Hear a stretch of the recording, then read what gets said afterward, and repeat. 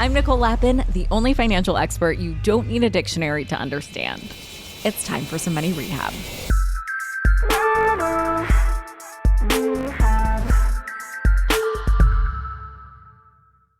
When it comes to our hard-earned money, we all need to keep it, we all need to protect it, which means we all need Law Mother. You may know Pam Maass-Garr, aka Law Mother, from her Instagram account, where she posts these fun skits with legal and personal finance tips. But Pam is a legit lawyer. She runs a law firm, also called Law Mother, and wrote a book, Legally Ever After, which I've linked in the show notes. Today, Pam gives me her tips around protecting money, plus she also weighs in on some celebrity legal news that taught me something. Pam Maass-Garr, aka Law Mother, welcome to Money Rehab. Thanks so much, Nicole. Glad to be here. Let's do some law mothering and talk about what you do best, money protection. Thank you for doing that. There are so many ways we can lose money by not knowing the rules of the financial game. One really common one, and I know you talk about this, is inheriting a house. You say never let your parents give you their house. Why? Yeah, so when it comes to passing on real estate, the idea is you want it to go in a way that's protected. We don't want to have it go to the wrong people. We don't want to pay unnecessary taxes. We don't want it to go through probate. And so when we say don't give your kids the house, there's an asterisk there, right? And the asterisk, that a common mistake people make is they add their children to title on their property while they're still alive. And the reason they do this is, hey, they found out about probate and they want to avoid probate. Hey, I'm going to go ahead and add my child to title while I'm alive, avoid probate, make things smooth and easy. And the reason we never want to do that is it creates a tax issue. By adding your children to title while you're alive, you're creating a capital gains tax issue. What that means is while you're alive, it's going to continue to increase in value. And when you pass away, they're going to be taxed on that gain between the time you added them to title and the time that you pass away. So the reason you don't want to add them to title from the tax purpose is that reason, because you want to preserve the step up in basis. So what should people do instead? Yeah, so what people should do instead is put the real estate in a trust and name their kids, the beneficiary of that trust. That avoids probate and saves their kids time and money. It avoids that hassle of probate. And then they receive it capital gains tax free, meaning they don't have to pay those capital gains tax because it's from the time that they pass away that the value is counted. And what kind of trust are we talking about here? Revocable, irrevocable, and what's the difference? Yeah, so we're talking about a revocable living trust. And for the majority of listeners, that's going to be where they're going to put the majority of their assets, and that's where they're going to stay, what they're going to stay with. A revocable living trust is revocable, meaning you can change the terms of it throughout your life. And the reason you want it to be revocable, the reason you want it to change throughout the rest of your life is, in a few years, you might have more kids, or you might change who you want to receive things. Living, you're setting it up in life. So for most people, a revocable living trust is all they'll ever need. Irrevocable trusts are non-changeable trusts. You can't change the terms of them once you set them up. And so most people, while you're alive, it's revocable. And when you pass away, it converts into irrevocable, right? It converts from changeable to not changeable after you pass away. Some people listening might fall under a scenario where they might want an irrevocable trust in addition to a revocable living trust. Irrevocable trusts come into play when you have assets that you don't care about controlling anymore. So for those who are high net worth, who want to minimize their estate tax after they pass away, those in higher risk professions that are worried about lawsuits, you have some amount of your estate or your net worth that you don't care about anymore, you don't want to control, and you're putting it in that bucket in an irrevocable trust. So you could have both. You can have both, yes. What about a lifetime asset protection trust? When would you want to use one of those? Yeah, so lifetime asset protection trusts we use for our clients. Their revocable living trust flows to a lifetime asset protection trust. So when you set up a revocable living trust, when you pass away, you have a few options. You can have it distribute to your beneficiaries outright. So you can have them receive it over ages and stages or outright, or you can have it flow into what we call a lifetime asset protection trust. What that does is protect their inheritance from future creditors, future divorces. So many trusts, all the trusts. No wonder I have trust issues. So basically, bottom line, keep in mind that a revocable trust should go for protecting your house. Don't put the house in the kid's name. Do it through a revocable trust, most likely, maybe an irrevocable trust if you have a lot of money. Yes, I'm always about keeping it simple. For most people, a revocable living trust is what they're going to set up in life. They're going to want to control their assets. And when they pass away, they're going to decide where it's going to go, if it's going to flow to another trust or if it's just going to flow outright. That's the simplest way for the majority of people listening. And there's really two main types of trusts, like we talked about, revocable and irrevocable. And then when you get into higher net worth individuals, there's lots of different types of irrevocable trusts for different types of goals. And for most people, when you get over right now about 13 million in assets, that's when you're going to want to think about irrevocable trusts. Irrevocable trusts. There are exceptions. Folks listening who have special needs beneficiaries, we have special needs trusts because you want to preserve their assets, make sure they're still eligible for government benefits. But yeah, trying to keep it simple, but it's a lot of information for sure. I think those are really important best practices for inheriting a house, for figuring out what that flow looks like. What's another big mistake that you see people make that leaves their money unprotected?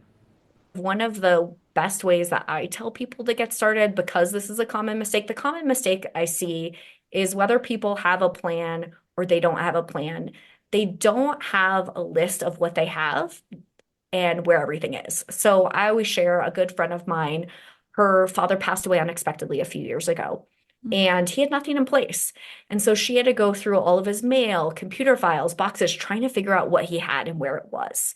And she was a young mom with kids, worked a full-time job. She felt like this was a full-time job, just finding everything. And this is how assets get lost. The big mistake is just not having everything organized in one place and telling people where it is. And so whether you have no plan or you have a plan, but then you put it on a shelf and forget about it, those are where I see people making mistakes. So is there a system that you would recommend to put all of your accounts, all of your assets, maybe all of your passwords in one place? A simple way to get started is just grab a file folder and put the first page of your real estate deed, your life insurance, your bank accounts, your investment accounts, put it all in one place physically and tell someone where it is. And then every year when you're doing your taxes, take a look at it and update it. For those that are digital, it can be a digital file. As soon as you get into the digital world, right, then we start getting into password protecting it, making sure that someone can't get access. So for assets like your bank accounts, your life insurance, your retirement accounts, that's one category. And then there's this other category, which you alluded to, which is passwords, like our digital legacy, everything besides that. Do we want people to have access to our phone, our Facebook, our social media, all of that? For those, I really think digital account managers make things much easier for a lot of reasons. Being able to use a password manager. Password manager works really great as a business owner, just in general. If you're off on vacation, someone needs to access things, I have a password manager. So definitely recommend using technology if you're comfortable with it. If you're not comfortable with it, we do have plenty of clients who do the good old-fashioned Old password school. book. Yeah. Yeah. Yeah. So you mean password managers like Dashlane or LastPass or those types of services? Yeah. 1Pass, all of those. In your book, thank you for writing it, Legally Ever After. It's so important because we work so hard for our money to protect it. You give a lot of great best practices around asset protection. And one you say to avoid is fraudulent conveyance, which is legalese. So what does that mean? Yeah, so fraudulent transfer or fraudulent conveyance is once a harm occurs, you start moving assets, you can be accused of making fraudulent transfers. And every state has a fraudulent transfer statute, and then we have a federal fraudulent asset statute. And the idea is if someone has a legitimate grievance against you, you've caused a harm, and then after the fact, you start moving things to try to avoid paying it, the government says, hey, the law says you can't do that. That's fraud. And in some states, you're penalized for it. You can get increased damages against you. You can get your assets frozen. So I had a client who was injured. Actually, she was on the back of a motorcycle, to give you an example. And she was going through an intersection with this group of motorcyclists, and a woman in a car ran a red light and crashed into her. Mm. Young mom of three, badly injured, had to have her leg amputated. Oh. And I got the case right before trial. I was the trial attorney on it, so I argued the case at trial. And I was looking into the woman who hit my client online and saw that a week after the accident, she had transferred the deed to her home to her brother for $1. And red flag went off, fraudulent transfer, fraudulent conveyance. So the prior attorney hadn't noticed this. The reason this had gone to trial was because it was a she said situation. The driver of the car said she had the green. My client said she had the green light.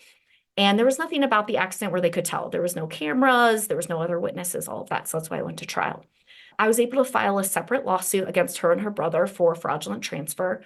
At trial, the jury got to hear evidence that this woman had made this transfer to show consciousness of guilt. And at trial, the jury agreed with my client and awarded her $4 million in damages. And so that's that worst case scenario, right? You have done something, something has happened, and you start moving things. The law allows you to start protecting your assets before something happens. You can do legacy protection. You can create that generational wealth. You can put plans in place to protect you from fraudulent lawsuits. All of that, the timing is important. You can do that now. But once the harm has occurred, it's often too late, and you can be accused of fraudulent transfer. I mean, could it be done by accident? Let's say you're being sued, but it just happens to be at the same time that you're putting your life savings into buying a home. Would that be fraudulent conveyance? I mean, the $1 transfer is very sketchy, so that doesn't look legit, but could it be legit? It can be legitimate. It can be legit. And ultimately, it's going to be up to the judge to decide. Anytime clients, you always want to work with an attorney to get the best advice for your specific situation. So I always got to throw the disclaimer out there, Nicole, because I'm a lawyer, right? This is education, not advice.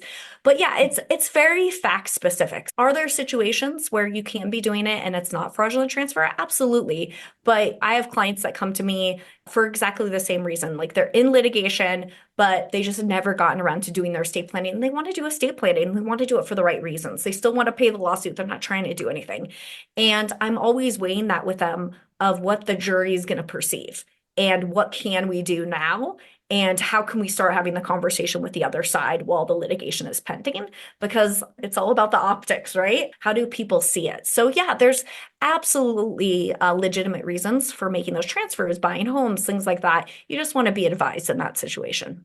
Makes sense. You also say that insurance is key to asset protection. It gets a bad rap as being a non-sexy topic, but I think there's nothing sexier, Pam, than keeping your money safe, in my opinion. Oh, yes. I don't sell insurance, and I'm with you, Nicole. I think insurance is sexy.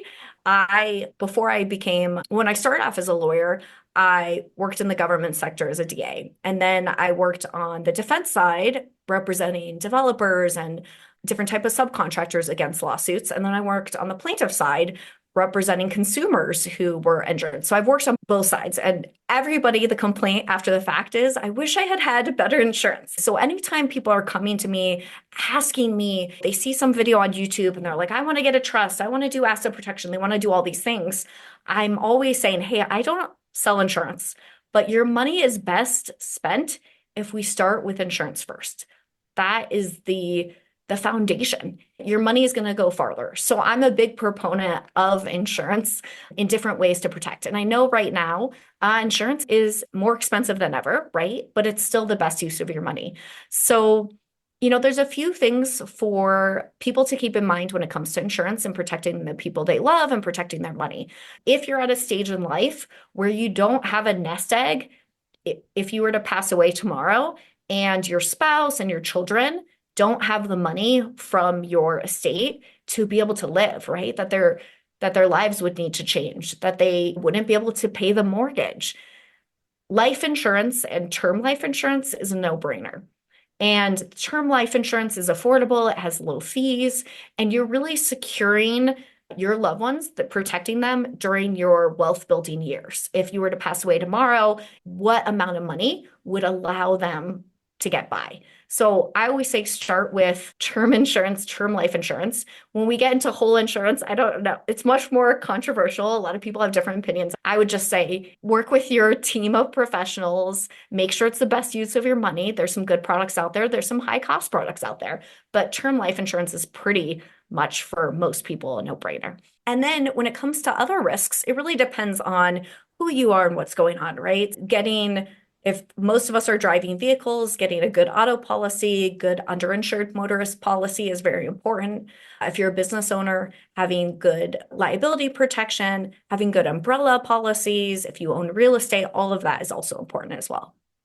Yes, underinsured and uninsured motorist coverage really helped me. I got in a car accident and it covered so much from the guy that slammed into me on the highway that he didn't have. And so my insurance, it took care of that. So yes, that is important coverage. You call that out in your book too. You also say that when it comes to insurance, sometimes the biggest mistake people make is get $1 million umbrella policy and think they're good and they're covered, but that's not always the case. Yeah, absolutely. I always tell people to look at the exclusions page of their policy with whatever type of insurance they're doing. I own a property that's a corner property here in Colorado, so I'm always concerned about slips of falls on snow and ice. I know it's not the same where you're at.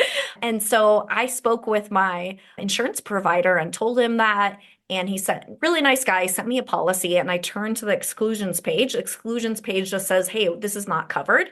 And I'm one of the few people that read it and read down to where it Of course you said, did. slips and falls aren't covered. So I called him back up. He was very apologetic. He was just going through it quickly. He didn't even notice. It didn't cost me anything in addition to get that coverage. So I'm always telling people, one, work with someone that is a professional that understands your business, understands your investments, understands your risks, and then go through the actual exclusions page of the policy line by line and make sure you have the coverage, you understand what's not there. It's really going to save you in the long run. And when it comes to umbrella policies, that's where people get in the biggest mistakes is they get this umbrella policy, they think umbrella covers me for everything, and then those same exclusions are there and it's not there for them when they need it. It's so important to try to read the exceptions page. It is so dense, but there are things that you think you're covered for, like flood, or in California, we don't have like the slips and falls on the ice, but earthquake insurance. And so that might not be covered, which is just, it kills me when I hear stories about people who thought they were doing the right thing, but got screwed because there was like something that it didn't cover. And that's the thing that happened to them. Yeah, absolutely. I have friends and family in California that have had the same experience with flood and fires, and it's unfortunate with what the options are, but being prepared, knowing it about in advance, knowing what your options are, so you're not surprised. How often do people come to you with YouTube videos and Instagram reels and say, "Oh, I need this," or somebody told me to get this? All the time, people come to us, and I think part of it is what I tell people, it's the if it sounds too good to be true, just the common sense that Yeah. we are all taught by our parents, if it sounds too good to be true. I think the big one that I see out there is this idea that putting things in a trust means you don't have to pay taxes anymore. Mm. And Right? trusts Like, are expensive to set up. yeah, so like, They hey, can be. I'm gonna set up a trust and I won't ever have to pay taxes anymore and no one can sue me. And it's like, yeah, and then you go on the website and the person isn't licensed. And yeah, the IRS usually shuts those operations down. It just takes some time. Yeah. So a lot around misconceptions around taxes and asset protection for what's on the online for sure. There's so many asterisks, as you say, and asterisks don't play so well on YouTube or Instagram Yes. reels very quickly. Hold onto your wallets. Money Rehab will be right back. And now for some more Money Rehab. Pam, I would love to get your take on some celebrity news stories as a legal Ooh, expert. okay. Cool. All right, let's go through a few. Megan Fox and Machine Gun Kelly announced that they're pregnant. I If you saw were their, that. yes, congratulations to them. If you were their lawyer, what would you tell them that they should have in place before their baby comes? Ooh, are they married? I think they're engaged. They're engaged. Okay. The first thing that I tell all my pregnant mamas is to get incapacity planning documents in place, which is very emotional to go through. I know with my last pregnancy, I updated all of that. And even being doing this every day, I really did enjoy doing it, thinking about if something were to happen to me in the hospital, what do I want, right? What do I want? End of life decisions? Who do I want to control things? Hopefully, I would recover just fine. So I'd say that's the first component. Yeah, while you're pregnant is a very emotional time to be going through that. I can vouch from firsthand experience. But yes, so advanced directives and those types of. Advanced directives, who you want in control of your financial and your medical decisions if something were to happen. And hopefully you'd recover just fine. But if something were to happen, either way, what do you want to have happen? Who do you want to manage and control everything? What are your end of life decisions? All of that, getting that in place. So when a kiddo comes into the picture, you also want to think about wills, life insurance, Yeah. less fun So topics too, but still important. Yeah, so I would say for everyday people, right? The conversations should be around life insurance. For those two, I think financially they're probably okay if something were to happen, right? For those kiddos. Guardianship documents, if something were to happen to the two of them, who do they want to step in and take care of their kiddos is a good piece. Mm. And then as soon as you do have children, depending on their marriage timeline, a lot of our clients choose to never get married and they have children, and they don't realize what would happen if one of them passes away, how the law would see their partnership, right? Mm. And so making sure both of them have estate plans in place, recognizing what they would want to do financially for each other if something were to happen to one of them, all of that great stuff too. Okay, Taylor Swift wore a diamond and ruby encrusted ring when she was out with Travis Kelce, of course. So rumors are that they're engaged. If you Ooh. were Taylor's lawyer, is there anything that you would tell her to do to protect her assets before getting married? Yes, definitely get a prenup or premarital agreement for sure.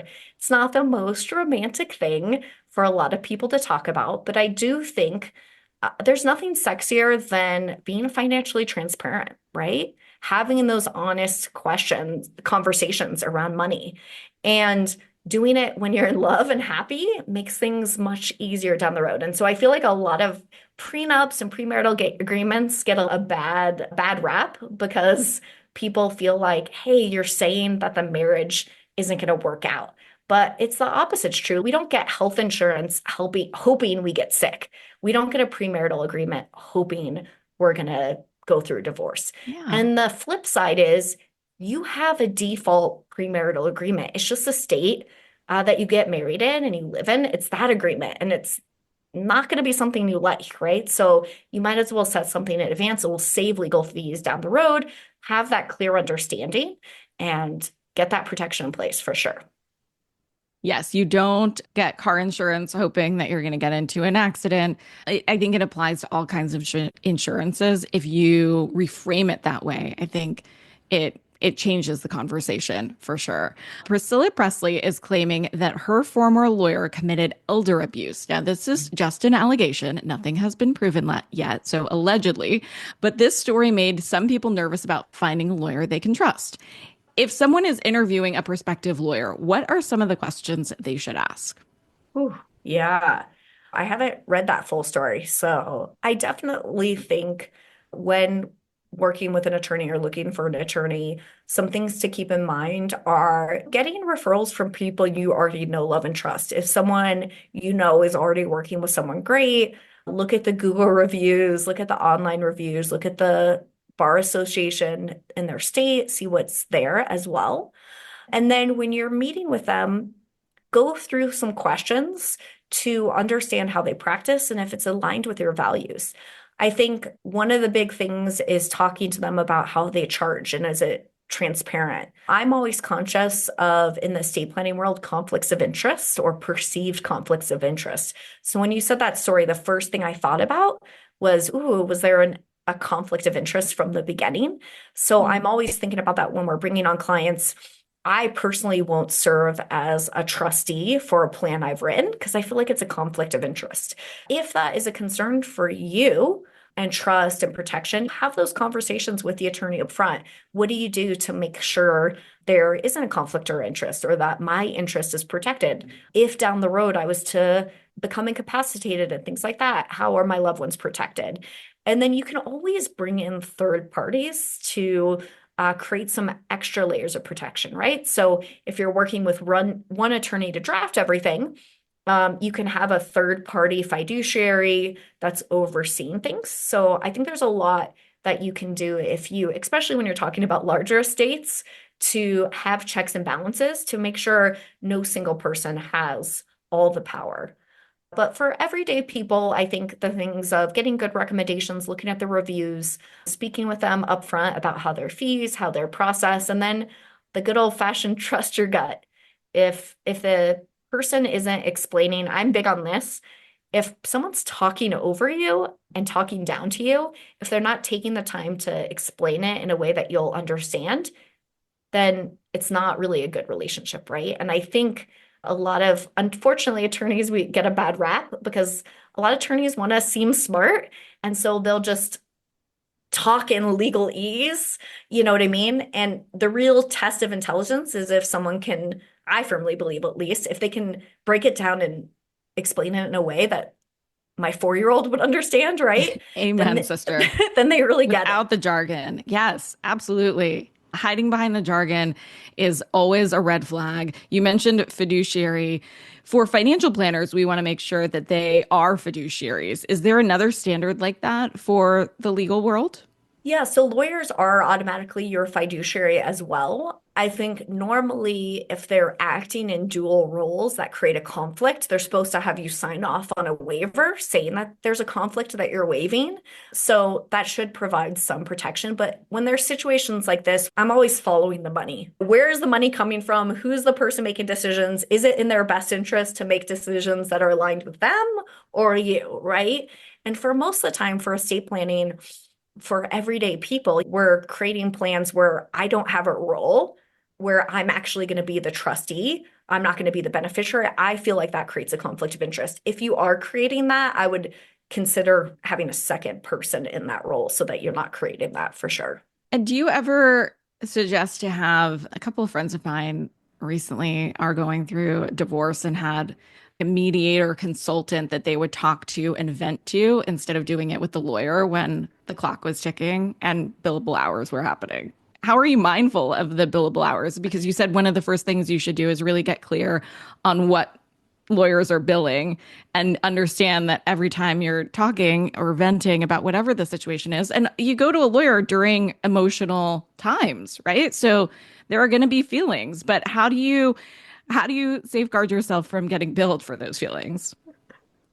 Yeah, that's a great question. I think for estate planning, we do everything flat fee, agreed to in advance, so there's no surprises. So we're not billing hourly at our firm, and a lot of estate planning firms don't bill hourly. So I think if you're working with an estate planning firm that does bill hourly, understand that. There are a lot of firms that will do flat fee, so it's upfront. When it comes into litigation, family law, civil litigation, there's a sect of civil litigation, like when you're in your car accident, where it's contingency fee, right? So for most civil litigations, if you're injured in an accident, if you're injured on the job, if you have an employment dispute, if someone's hurt you, those are contingency fees, meaning the So lawyers, vent your face off. yeah, you're the lawyer, yeah, you can vet your face off because you're not paying hourly because the lawyer is going to charge you a percentage at the end and there's no fronting of fees. Anything where you're paying hourly, so divorces, any type of transactional work, yeah, you really should hire a therapist or a counselor or a life coach or and chat with that person about all of that and then speak with your lawyer about what needs to be done on the legal end for sure. Such great advice. Pam, as you know, we end all of our episodes by asking our guests for one tip that listeners can take straight to the bank. Do you have one last tip to share about protecting your money? I would say when it comes to your legacy and estate planning and all of that, I do think putting a plan in place is the greatest gift you can give your loved ones. But I do think they want more to remember you by besides your estate planning documents and your legal documents. So I always tell people to take the time, especially in our day and age, to record those insights, those stories, those values. That's what your loved ones, that's your true legacy. And so taking the time on Zoom to call your parents, I do it with my for my kids, the conversations with them about their advice for my kids, because I have young kids and they're getting older, their advice for me and them, those stories, take the time now.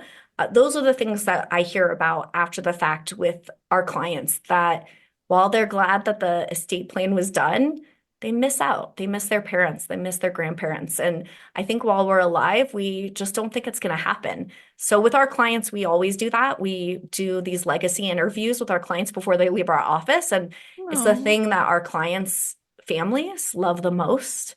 And so I would just encourage you to do that for the people you love. It's really sweet and priceless. Money Rehab is a production of Money News Network. I'm your host, Nicole Lappin. Money Rehab's executive producer is Morgan Lavoie. Our researcher is Emily Holmes.